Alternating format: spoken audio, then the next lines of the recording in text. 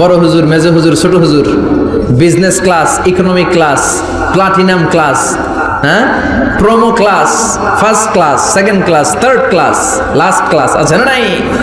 জান্নাতের মধ্যে এরকম ক্লাস আছে। বিশ্বনবী বললেন সবচেয়ে দামি ক্লাসের নাম হলো ফেরদাউস। ইযা সাআলতুমুল্লাহ ফাসআলুহুল ফেরদাউস। এজন্য আল্লাহর কাছে যখন জান্নাত তোমরা চাইবা, ছোটটা চাইবা কেন, বড়টা চাও, ফেরদাউস চাও। ছোটটা যাবো না, কোনটা যাবেন?